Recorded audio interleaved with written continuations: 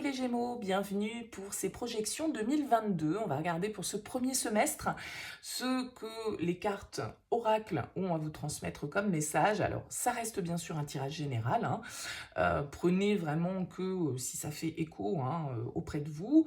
Allez voir éventuellement signe ascendant, signe lunaire. Vous pouvez trouver des énergies complémentaires ou identiques qui peuvent venir confirmer certains messages.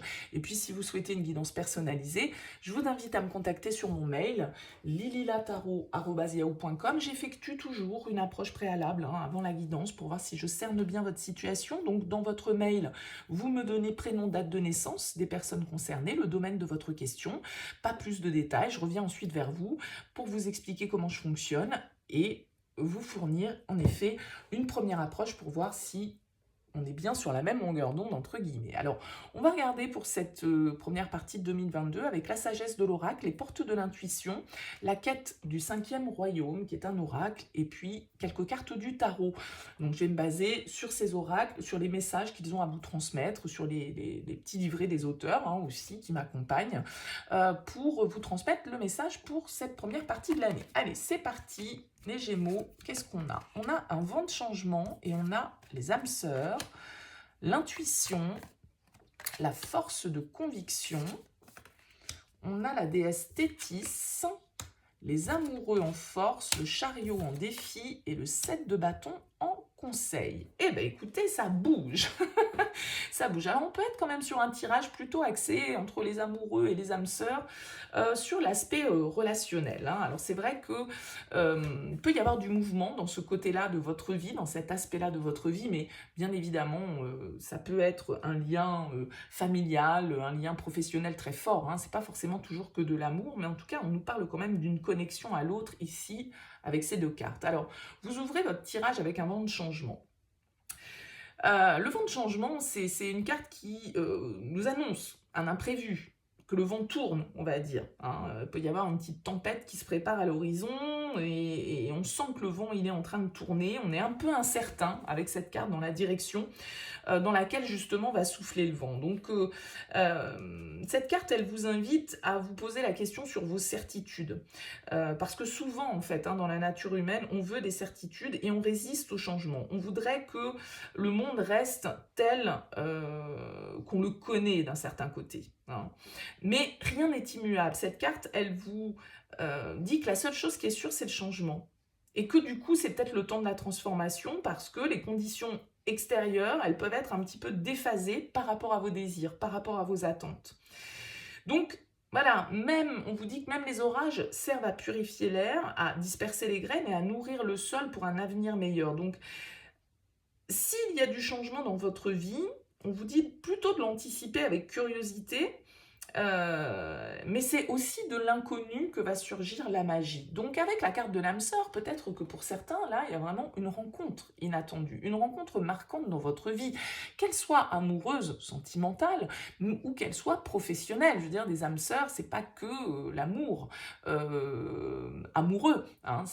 Voilà, c'est une connexion forte, c'est quelqu'un qui nous fait progresser, quelqu'un qui a une importance sur notre chemin de vie. Donc là, on nous annonce quand même que il va y avoir de l'imprévu, que le vent ne va pas forcément tourner dans le sens que vous attendez, hein, avec ce vent de changement, mais c'est aussi ça qui fait, je dirais, la magie des choses et qui fait qu'on n'a jamais de certitude sur rien. Alors c'est vrai que cette carte des âmes sœurs vous parle de partenariat plutôt harmonieux, hein, d'amour, d'amitié, de camaraderie, d'une relation en tout cas qui favorise votre épanouissement personnel.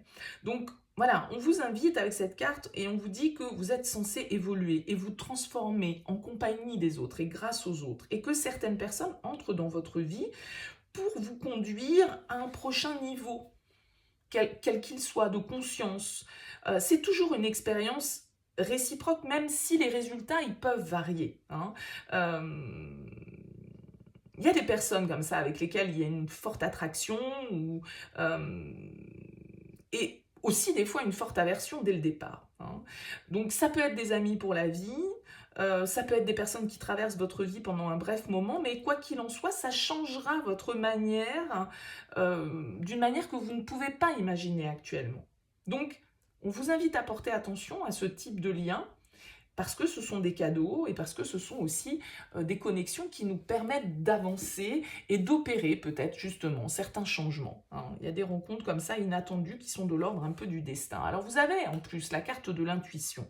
Cette carte, elle vous invite vraiment à vous connecter à cette partie de vous, à cette partie qui ressent, qui pressent les choses en fait, hein, qui sent les choses arriver comme ça, parce que l'intuition, c'est aussi celle qui peut vous guider quand vous êtes face à des décisions à prendre, qui peuvent vous donner des indications sur des personnes, hein. Quand vous sentez qu'il y a une connexion directement avec quelqu'un, eh bien, c'est sans doute que, voilà, on peut avoir un lien important à travailler derrière.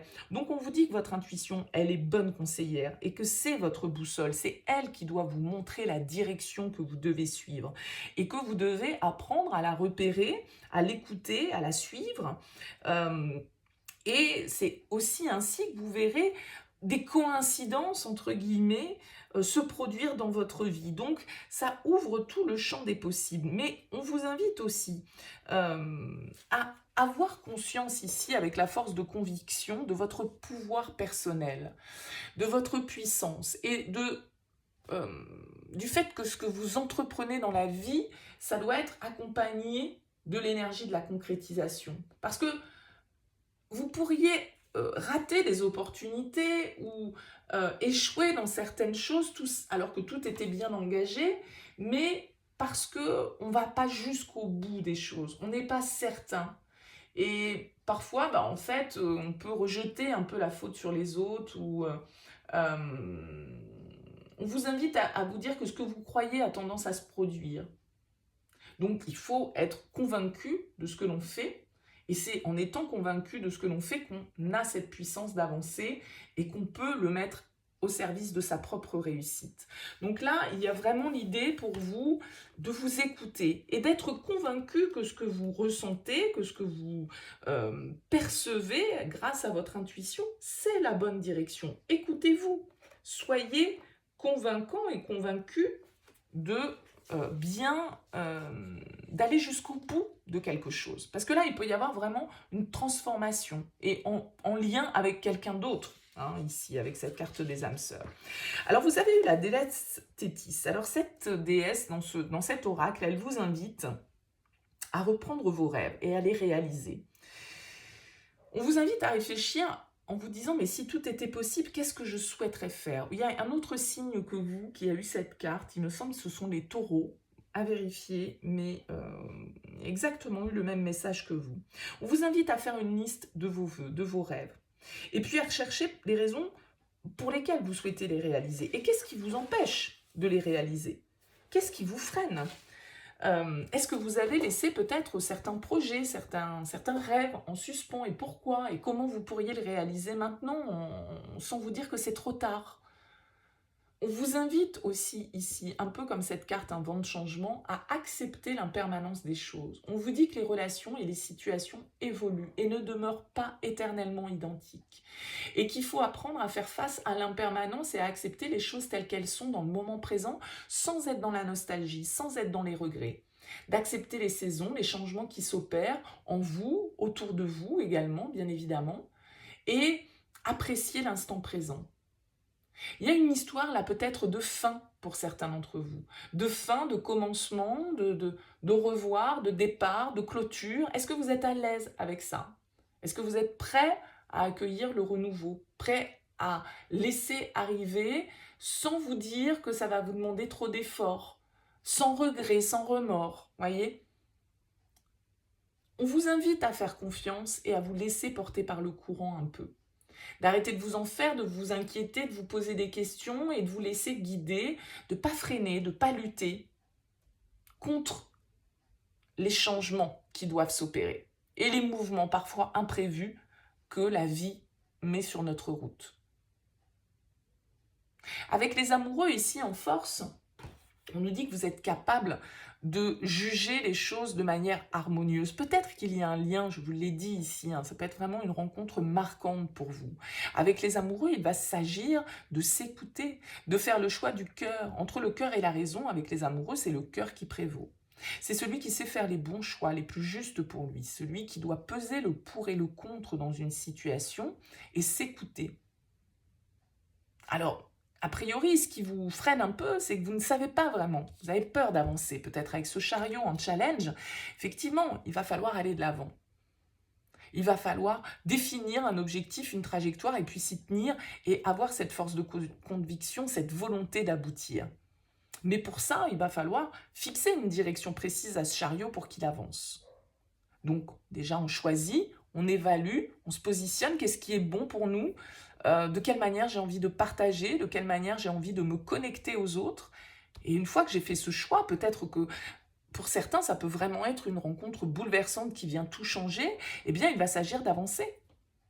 Et avec ce 7 de bâton, de faire face à vos peurs, peut-être les plus primaires. Vous voyez, il va falloir traverser cette forêt un peu sombre, c'est le conseil, d'aller de l'avant, de ne pas lâcher. Le 7 de bâton, il défend ses convictions, ses idées, il avance. Malgré les obstacles, malgré les opinions contraires, malgré les luttes qu'il peut avoir face à lui. Il peut être amené à lutter, mais il doit se dépasser, le 7 de bâton. Il doit s'affirmer ici par rapport à une situation, peut-être une relation émotionnelle, sentimentale. On vous invite en tout cas à vous écouter et à vous laisser porter par ce vent de changement qui souffle peut-être pour vous sur ce premier semestre 2022. Si vous êtes perturbé, déstabilisé, écoutez-vous. Votre intuition est votre boussole. C'est elle qui va vous permettre de faire le bon choix, de définir quelle trajectoire vous avez envie de suivre. Il va falloir faire preuve, effectivement, d'esprit, de détermination et savoir dans quelle direction vraiment vous avez envie d'aller. Voilà pour vous les Gémeaux. Écoutez, j'espère que cette guidance vous aura éclairé. N'hésitez pas à me faire part de vos commentaires, évidemment. C'est toujours avec plaisir. N'hésitez pas à liker, à vous abonner à cette chaîne si ce n'est pas encore le cas. Merci en tout cas pour votre présence sur cette année 2021, pour vos messages, pour vos likes, pour vos abonnements, pour vos sollicitations. Merci beaucoup d'être là. Je vous souhaite une excellente année 2022 et puis je vous dis à très vite pour les guidances mensuelles.